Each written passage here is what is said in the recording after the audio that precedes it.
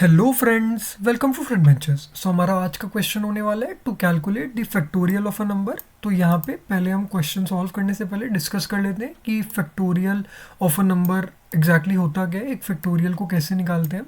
तो एक बार इसको एक एग्जांपल के साथ डिस्कस कर लेते हैं। तो लेट्स सपोज अगर हमें 5 का फैक्टोरियल निकालना है, तो फैक्टोरियल का जो सिंबल है, अगर आप लोगों को नहीं पता है, तो वो एक एक्सक्लेमेशन मार्क जैसा होता है। तो ये देने का मतलब है कि हम 5 का फैक्टोरियल निकालना है हमें। तो अगर हमें 5 का फैक्टोरियल निकालना है तो वो हम कैसे निकालेंगे, वो सिंपली क्या होगा, 1 से लेके 5 तक सारे नंबर्स को मल्टीप्लाई कर देंगे।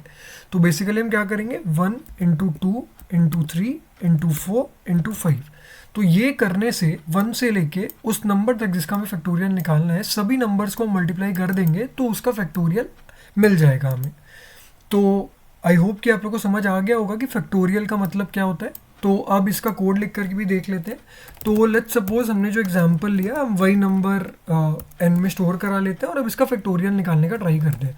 तो यहाँ पे हमें क्या करना है कि हमें 1 से लेके उस नंबर तक सब नंबर्स को मल्टीप्लाई करना है। तो हम सारे नंबर्स को लेंगे कैसे, तो उसके लिए हम एक लूप का यूज़ करेंगे, जहाँ पे हम अपने लूप को 1 से लेके less than equals to N तक चला लेंगे और हर बार हम +1 से उसको इंक्रीमेंट कर देंगे। और हर बार हम क्या करेंगे, हम यहाँ पे एक फैक्टोरियल के लिए एक एफ नाम का वेरिएबल भी बना लेते हैं, जिसको हम 1 से इनिशियलाइज कर देते हैं।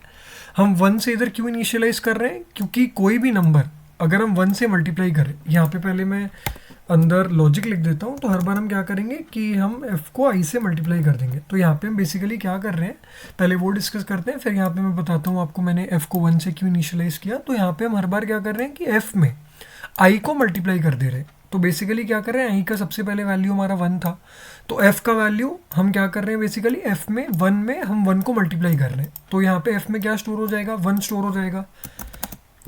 जब हमारा i का वैल्यू 1 है तो हमारा f में क्या स्टोर हो जाएगा, 1 इंटू 1 1। अब यहाँ पे अगर मैं f का वैल्यू 0 ले लेता तो यहाँ पे क्या हो जाता है, 0 इंटू 1 होता, और 0 इंटू 1 कोई भी नंबर अगर हम 0 से मल्टीप्लाई कर दे तो वो हमें 0 ही दे देता है।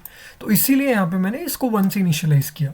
तो अब मैं क्या कर रहा हूँ, तो पहली बार हमारा f में क्या स्टोर हो गया, 1। अब सेकेंड, अब क्या होगा, अब हमारा ये जो है i इंक्रीमेंट हो जाएगा, इंक्रीमेंट होकर क्या बन जाएगा, 2। अब 2 फिर अंदर आके क्या होगा, f इंटू आई हो जाएगा। f का वैल्यू पहले केस में 1 था, फिर उसमें क्या मल्टीप्लाई हो जाएगा, 2। तो फिर हमारा f में अब क्या स्टोर हो जाएगा, 2 स्टोर हो जाएगा। फिर यहाँ पे i इंक्रीमेंट होगा, अब i का वैल्यू 2 से 3 हो जाएगा। फिर अंदर आएंगे, फिर क्या होगा, f में 3 मल्टीप्लाई हो जाएगा। तो f का वैल्यू 2 था, अब उसमें 3 मल्टीप्लाई हो जाएगा। तो अब f में क्या स्टोर हो जाएगा, 6। उसके बाद क्या होगा कि अब यहाँ पे i वापस इंक्रीमेंट हो जाएगा, और अब क्या हो जाएगा, वो पहले वो 3 था, अब वो इंक्रीमेंट होके 4 हो जाएगा।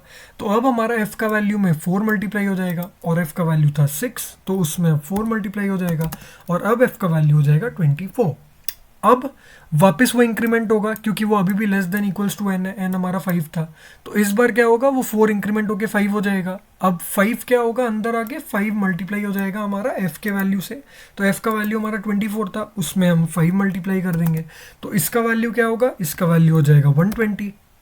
24 इंटू 5 क्या होता है, 120 होता है। अब क्या होगा, अब हमारा वापस लूप में आएगा, फिर ये इंक्रीमेंट होके 6 हो जाएगा, लेकिन 6 जो है वो हमारा 5 से बड़ा है, तो यहाँ पे वो कंडीशन फॉल्स हो जाएगा, तो ये हमारा लूप टर्मिनेट हो जाएगा। फिर उसके बाद हम यहाँ पे क्या करेंगे, जब ये लूप टर्मिनेट हो जाएगा तब हमें ये जो f का वैल्यू फाइनली हमारे पास आया 120, इससे हमें प्रिंट करा लेना है, क्योंकि वही हमारे फैक्टोरियल का वैल्यू है। तो हम यहाँ पे क्या करेंगे, यहाँ पे एक मैसेज प्रिंट कर देते हैं कि फैक्टोरियल इज इक्वल्स टू, फिर हम प्रिंट करा देते हैं अपने f का वैल्यू, जो कि बेसिकली हम फैक्टोरियल को प्रिंट करा रहे हैं अपने। अब हम क्या करते हैं, एक बार इसे रन भी करके देख लेते हैं, यहाँ पे एरर क्यों आ रहा है। तो यहाँ पे हमने मेन क्लास नहीं बना के रखा था हमारा, इसलिए वो एरर आ रहा था। तो यहाँ पे अब हमने मेन क्लास बना लिया, और हमारे मेन क्लास के अंदर ये चीज़ हमें पता है कि हमारे मेन क्लास के अंदर हमें अपने कोड को लिखना पड़ता है। तो यहाँ पे मैं मेन क्लास बनाना भूल गया था स्टार्टिंग में, तो एक बार इसे फॉर्मेट कर लेता हूँ, एंड अब इसे एक बार रन भी करके देख लेते हैं कि हमारा आउटपुट जो है वो सही आ रहा है कि नहीं। एंड हाँ, हमारा फैक्टोरियल का वैल्यू 120 आ गया है, और यही हमने ओरली भी इसको कैलकुलेट करके देखा था कि वो 120 आ रहा था। तो आई होप कि आप लोग को फैक्टोरियल का कंसेप्ट समझ आ गया होगा। So thank you for watching this video.